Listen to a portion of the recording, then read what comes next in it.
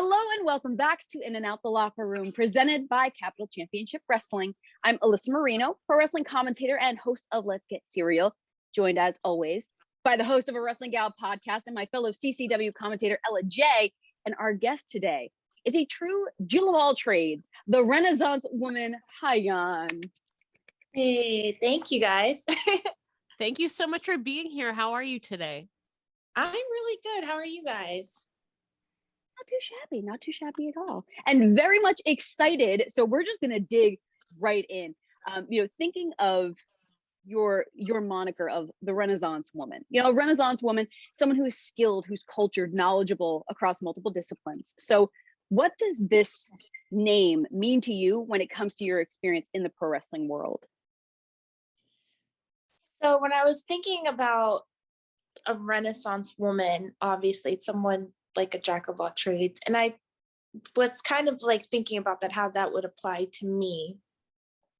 And really it kind of goes into my style of wrestling, because I don't really feel like I can get pinned down with one particular style. I feel like I can do a handful of anything, whether it's like lucha, technical, high flying, powerhouse type of thing. I feel like I can do it all. And I do. And you do. You definitely do that too. I feel like too, you're somebody who's, whether you agree or not, is somebody who's very cultured in the film category too. I at least know last year one of your hobbies was watching super old foreign films, which I'm very interested to know if you still keep up with those. I haven't, but honestly, just because I don't have enough time. That was more of like my pandemic like deep dive. But now things have opened up and I have more time, or I have less time. I haven't gotten the chance to really delve into it. And that makes sense. But during that time, what were maybe some of the most fascinating old foreign films that you did watch and enjoyed? I was watching some like the old school, like old, like Japanese Godzilla films. That was like blowing my mind. For some reason, I watched, like, I'm not joking, maybe like 5 of them. That's amazing. And I feel like too, going back to older films and appreciating like practical effects as opposed to like how easy CGI is now. It's like, wow, they were really into this, Absolutely. Yeah. Now, kind of bringing it back into the present day, you recently moved back to Texas after living in Chicago for a bit. So how has your homecoming been over this past month plus? It's been really, really cool, really amazing, just because like I wasn't expecting like as big of a homecoming as I've been getting, because I've still come back to Texas, I would say semi-regularly, when I was up living in the Midwest. So being back, like, it's just so cool, because every time I go somewhere, it's like I'm getting welcome back chants. And it's very heartwarming. It's like, oh wow, like you guys still followed along with me. Like, that's so cool. I mean, you're the queen of Texas, and the rain is, you're back on your home territory too. And I know I had the pleasure of seeing you in Texas it feels like literally just yesterday, but you spoke with me about one of the reasons you moved back to Texas was for the family type atmosphere that you cherish. So can you tell us maybe one particular instance in Texas that really stands out to you where you really felt like you were a part of a family? I would say, honestly, it was like during WrestleMania weekend, and I went to a GCWA show. I went to go see Chelsea Green versus Rachel Rose. Rachel Rose is one of my good friends. So I went to go see that show, see that match.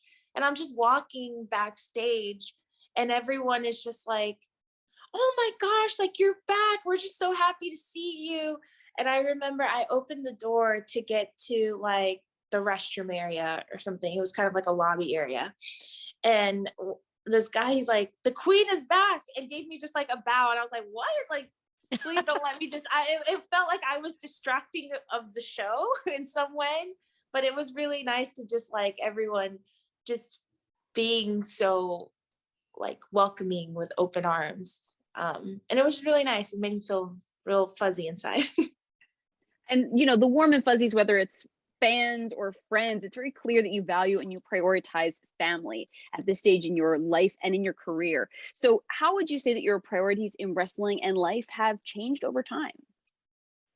I think with wrestling, really from when I first started to, I would say maybe like even a year ago, maybe 2 years ago, my focus was just like, I just want a contract. That's all I want. That's all I was chasing.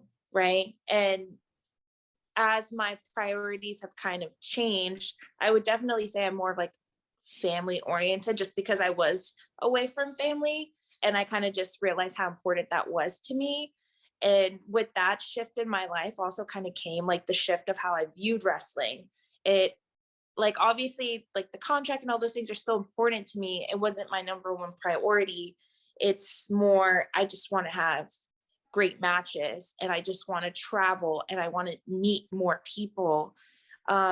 Being in England really like opened up my perspective on that and kind of let me know that my priorities weren't 100% right with wrestling and stuff like that. So now being more like closer to family, I'm in my mom's house right now, you know? Yeah, like I feel like definitely like matured in that sense. I definitely can picture some of your wrestling family being the people that are actually in your Twitter header that I was looking at the other day with Roxy, now Roxanne, yourself, Rachel Rose, and AQA. So can you kind of, I mean, obviously they mean a lot to you if they're in your Twitter header with this meme. I love it, by the way. So can you tell us more about your family and your relationship, obviously, with those three, because they clearly mean something to you? Yeah, so we all trained together at Reality of Wrestling, and it was I would say initially me and Rachel Rose clicked really well. She calls me Wrestle Mom, so that should tell you enough. But her and I clicked really well, so we always became really good friends. Then Roxy joined Row, and so we kind of took her under our wing, and I was kind of like, okay, like do this in the ring, don't do that. And I was just kind of like mentoring them too. And I was always close with Angela, but I never really like actually like hung out with Angela outside of like a wrestling type of thing function, I would say. And we all had I think it was Rachel Rose's birthday party. It was someone's birthday party. And I actually got to talking with Angela and she told me like the craziest stories of her life. And I was like, wow, like I love you. You're great. Like, it's just so fun to be around. So then it just turned into like all of us together where we just kind of like support each other and what we're doing, give each other advice. Like we have a group chat, we call each other Girls House, where someone gets new set of gear, like someone drops it in the group chat before anybody else sees it type of thing. Or we'll drop matches in there. Hey, can you guys watch my matches? So I would say it's like a very like positive form of women supporting women in a smaller group. And we all try to, it kind of sucks because, you know, everyone is in different parts of the country now. So when we try to reunite, we always try to get like a really corny picture of all of us, or we'll even Photoshop one of us into a picture. Well, you and Rachel recently have been going at it like everywhere. I mean, Reality of Wrestling, VWR, like New Texas Pro. I mean, you've been battling everywhere, but it's good too that you have that positive group around you too, like behind the curtain and all of that. But I mean, before you moved back to Texas, you were based in Chicago, like we said. So can you tell us maybe some of your favorite memories in and outside of the Windy City?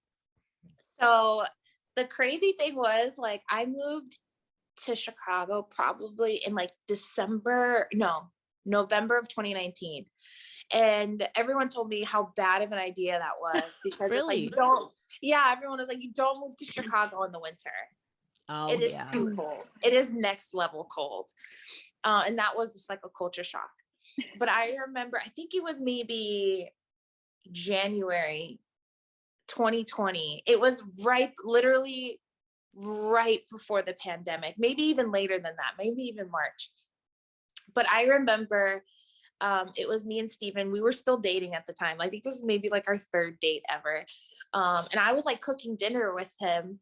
And then I get a text from Lainey Luck and she's like, hey, I'm with Shaza. Do you want to come over? Can we come over to your house? And I was like, sure, why not? So they ended up crashing our date night. Oh my God. And I made dinner for all of us. And we played this game that was called like Gains or Life, which was like a card game. And like you can either get like, there's like different prompts, right? So you either gain, like if you're like super in the gym, you get like a gain, like a muscle gain, or you get a life. So if you're not in the gym as much, you have a life or gains type of thing. And there's like different things that we have to do. And so we all had like, one of the prompts was like, whoever can do the most one-handed push-ups gets a gain, right? And so there's a video of us all trying to do a one-handed push-up, all of us eating it on the floor, and then Steven's the only one that's like pumping them all out. And Show I off. just remember, and me and Steven still talk about this to this day. Shaza went and ordered us froyo and like brought froyo for everyone. And so I remember we're all thinking like, gosh, she's the nicest person ever, just like eating froyo. And we still talk about it. She's like, remember that time Shaza just randomly bought us froyo? Yeah, that was dope. I mean, that's super dope. And what like a random just kind of time to happen. And those are some of the best memories though. Yes. Now you mentioned from cooking dinner to froyo. I mean, Chicago though is very, well known for its food as far as I'm aware. And here on In and Out the Locker Room, we're definitely high on snacking. So do you have any go-to or favorite snacks that you can share with us? Snacks, I would have to be, I'm like such a fruit person. I love fruit, which you would think like, it's like such a healthy thing, but I have like such a sweet tooth. Anytime my mom like goes to the grocery store, she's like, it's like 2 bags full of fruit. She's like, here, I got you fruit. I know it's what you love. So that's like probably my go-to, really strawberries and mangoes. Oh, mangoes. Hyan, you're speaking my language. Yeah. Mangoes are so underrated. I'm And then so if you get happy like that a you said mango and put tahini on it, it's so good. Really? Yes. Delish. Okay, perfect. Sorry, we just have to get snacks out of the way because it's something that always comes up. So we just have to find out, Now, just last month at the time of this recording, you won the 2022 Reality of Wrestling Sherry Martel Classic. Congratulations. Thank you. What, being in that moment, what did that moment mean to you? It was so overwhelming for many reasons. So I wrestled 3 times to get to the finals, right? The only other time I'd wrestled like 3 times in one day was like during Mania week, but that was very like spread out throughout the day. And when I was in England, when I did a tournament, but that was still more spread out because it was 2 shows in one day. So we did 1 round on the first show, and the second show we had 2 rounds with like 2 hours in between the shows. So we had plenty of time. For this one, it was 1 show back to back to back to back to back to back. And I was dying. I remember winning, and Charmel came in and she like bowed to me, which I was just like, don't like, that was like so cool. And then she put the crown on my head and gave me the trophy. And I remember being like, I want to cry.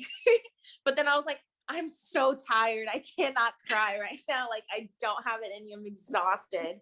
And I just was like in total shock of it all because I just didn't know how to, I was exhausted. There's so many emotions that I was just like, this is crazy. And even when I got to the back, like the girls were clapping for me as I came through the curtain. And I was just like, thank you guys. Thank you. I'm really tired. I'm going to sit down now. So I was so tired. I was actually supposed to run an all women's training today, but I messaged Kevin, who helps run the school. I was like, man, dude, I cannot run training today. I was like, I'm still beat. Like I have this massive, like, I guess like a bruise or something on my right leg. So I can't really walk too well. Oh my gosh. And so I was like, tell the girls I'll be there next week. He's like, yeah, we'll do it next week. Rest up, rest up. And I was like, yeah, I can't do it. Yeah, this is like 4 days ago only at the time of recording this. So it like Yeah. just happened this past Yeah. weekend. But I mean, that's the true Queen of Texas right there. You got the crown and everything now, Hyan. I do have the proper crown. It's pretty cool. It's actually, so fun fact, the crown is actually Charmel's crown. Really? Yeah. So when we got to the show, they're like, so our trophy didn't come in on time, like the one that they ordered. I was like, okay, so like, is there going to be a trophy? And they're like, yeah, we'll have a placeholder trophy and a placeholder crown, but you'll like, the winner will get the real one when it comes in. I was like, okay. And so I look at the trophy. It is Charmel's like Miss Black America pageant trophy and her actual pageant crown that she like put on my head. And so I just remember being like, I have to be so careful. Like, cannot break this, cannot drop this. So I was like, you see me like after the show when I'm getting out of the ring, like super gingerly going through the ropes, trying not to break it. Cause it's so old. It's like, I think it's like from the 70s or something like that, or 80s. But what an honor. But Mhm. also, yes, there's a great deal of responsibility that comes with that.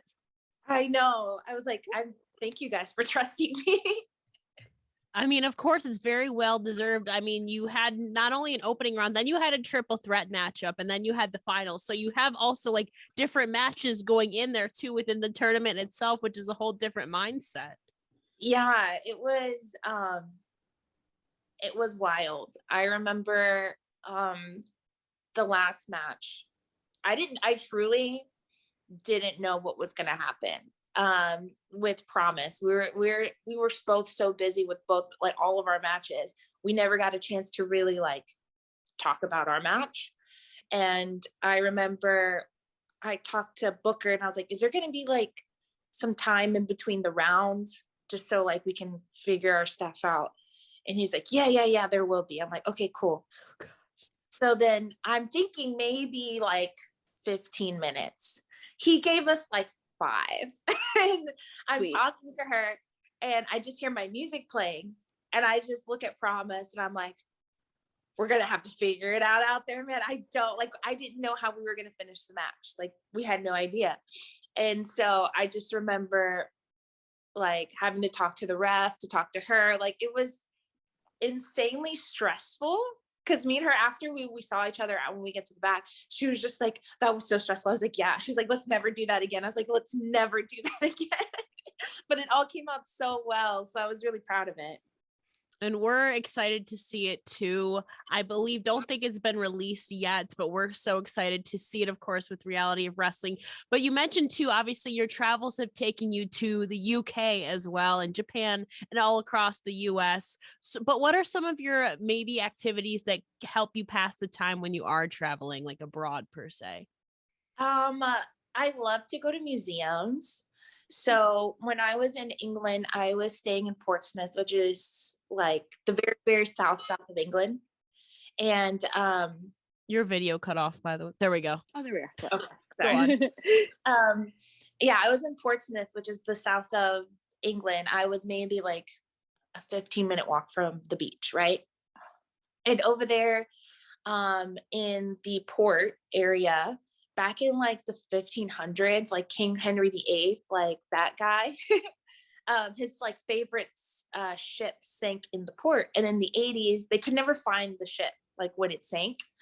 And it was his favorite ship. They found it in the 80s and they were able to like slowly bring it out. And it's in a museum down there. So I got to see like the actual ship, like you can go like see in it and what it looked like. And they have little holograms. They put little holograms of people inside the ship. And that was super cool. Like it was so corny, but I'm a huge history nerd. So like for me, I was like, this is dope. It's on brand for the Renaissance woman, of course. Yeah. And Zoe Lucas took me to the Tower of London. And that was super cool. So we did a bunch of very touristy things, but I loved it. I was blown away with how big Buckingham Palace is. I Like, can imagine. Sprawling. it's humongous. And I was like so blown away by it. Zoe was like, what, isn't the White House this big? And I was like, no, the White House is actually way tinier than what you think it is. And yeah, no, it was super cool. Mind totally blown. Well, touristy and historical adventures are a great way to pass the time when you're traveling. And speaking of the UK, and we keep going back to it, you've referred in the past to the UK in particular as giving you almost a second home kind of feel. And what do you think are some of the elements of that place that make it so special to you? The people are amazing. Like, I met Giselle over there. I met this girl, her name is Amira Arez, Michael Oku, Will Ospreay. I met all of these people over there. And it is such a culture of family at Rev Pro, where we all have a big show and no one goes home and does their own thing. Everyone's like, all right, where are we going after this? Like, whose house are we hanging out with? Are we going to the pub? Like, what are we doing? Everyone just wants to stay together. And I remember there was like a gap in between shows. So we had a show, a week off, and then another show. And then during the gap, when we saw each other at the show after the gap, everyone was like, oh my God, I missed each other so much. Everyone just so happy to see each other. But it's been like a week and a half, like 2 weeks since we've seen each other. But we were all acting like we hadn't seen each other in forever. And, it's so, for me, they have such a family. Everyone is so loyal to Rev Pro. Everyone is all about Rev Pro. It's just such a good environment. Everyone supports each other. Everyone wants to succeed. And it's amazing. You mentioned two names too that I absolutely adore: Giselle Shaw, Amira Erez, formerly known as Amira Blair, two of my absolute favorites on the UK. And so, I mean, you've gotten to dabble your foot into the UK scene a bit. So maybe it's those two, but who are some international prospects you'd like to maybe see also debut soon in Capital Championship Wrestling? I would say definitely Giselle. She is one of the best talents I've ever been in the ring with. I don't feel like she gets like her proper, like, people don't know how great she really is. Like, she is truly underrated, and she's progressed like women's champion. Like, she's legit. And I would also say Alex Windsor. She come back from injury and from having, some years off, and she came back and is like absolutely killing it. I know she had a match at Eve recently, and I was just scrolling on Twitter and everyone was talking about how great the match was. I had to like DM her and I was like, hey, how can I like see your match? Because I used to see how amazing it was on Twitter. She's like, when I get the link, I'll send it to you, So she's absolutely incredible. She's wrestled in the States before, I believe at Shimmer several years ago, but I think she needs to make her way back. Okay, we're putting it out. We like to manifest. We like to put it out into the universe. You never know. Yes. But taking it back to just kind of, on your Twitter, you had shared that you are looking to have some new entrance gear made. I know you were talking about in the girls' house chat, you always share pictures of the new entrance gear. Do you have a particular design or aesthetic in mind, and how much of it can you even share with us? So Girls House has seen the design. I love the like Japanese like entrance jacket aesthetic, where it is just like larger than life and very colorful and different fabrics. I just remember looking at like Will Ospreay's jacket when we were at Rev Pro. And I just be like, dude, that is such a cool jacket. And when you hold it, it is so heavy. Like, it is so heavy. And I'm like, dang, I really want to get one like that. I keep going back to it. Like, I just want to get a jacket like his. Like, it's so cool. Like, I just love something of it. And Steven was like, well, why don't you just get it? I was like, you know what? Yeah, I'll try to think of something. And so I got a design made. And so hopefully by the summer I'll have it and can unveil it to the world. Well, and once you unveil it to the world, then you can have a full on, full body workout, just walking out in it to the ring. Perfect. I'll probably have to get its own separate like luggage for it, because it will probably take up my whole gear bag. Protected at all costs. Yes. Perfect. Yes, Yeah. precious cargo. Now, it goes without saying that the things that pro wrestlers do to their bodies are nothing to sneeze at. And you had shared online, I think even in reference to the Sharing Martel Classic, that you were feeling every bit of those matches. So, how do you prioritize self care, whether it be physically or, as we know, it is so very important, mentally? I think sometimes in wrestling, like we are just such like go go go type of people that we don't really take time for ourselves to rest. um and even though it sounds so like simple, like yeah, just rest, but it I really had to just literally not go to the gym Saturday, Sunday. I just went back Tuesday. And I even texted like Lainey Luck on, I think it was last Thursday or Friday. And I was like, hey, I'm wrestling. I was like, I know I'm wrestling at least 2 times on Saturday, maybe 3. Does that count as a rest day, or should I still go to the gym earlier in the day? And she goes, no, bro, that's definitely don't go to the gym that day, because that's a whole workout you're pretty much doing. And I was like, yeah, you're right. And I was like, I don't know, let me double check. I go and text my guy friends, so does this count as a rest day if I'm not at the gym but I'm wrestling 3 times? What do you guys think? They're like, yeah, I think that counts as like a workout. I'm like, okay, cool. I just want to make sure. And so even from like the next day, I felt like crap. And I was like, I think I want to go to the gym. And Steven's like, bro, like you can barely walk. Like, what are you doing? I'm like, yeah, you're right. I should probably relax. So things like, even things just like resting is something that you have to do. I love getting my massages. There's like a massage place literally 5 minutes down the road, and it's super cheap and I love it. They take real good care of me over there. And going there maybe once or twice a month is what helps me keep going. Although I didn't go this week because I was just like, I'm so sore that I feel like if I get a massage, it's gonna hurt. It's not gonna hurt. Sometimes it hurts so good though. I don't know how that would feel. I mean, especially after wrestling 3 times, your body's definitely let it rest for a bit. Definitely. I feel you there. Yeah. And it like affects your sleep. Like I was telling Steven, I was like, I haven't been able to sleep this week because like just from bumping, you have to like snap your head forward so the back of your head doesn't hit the mat. And even just doing that, like my muscles in my neck right here are so like even touching it's pretty tender just from constantly like doing that. That when I try to go to sleep and like turn, I'm like, oh God, my neck. So it's been a rough couple of days, but I'm glad I actually have this weekend off, so I'll be fine. Nothing that just a few days off can't fix. There you go. Well, we do hope though too that one of those weekends in the near future is officially your debut in Capital Championship Wrestling in the near future. So once you do arrive here, how are you planning to make your mark in Capital Championship Wrestling? I always try to go for a match of the night, I remember when I wrestled Billy Starks at New Texas Pro. We were the first match on the card, and we were talking about the match, and she's like, we can go. She's like, what are you thinking about this match? She's like, I know you've had like this is gonna be your 3rd match of the day, so if you want to take it easy, I understand. And I looked at her and I go, no. And she's like, what do you want to do? I said, we're going for match of the night, dude. And she goes, all right, gotcha. Say less. So that's always what my goal is. We're stealing the show.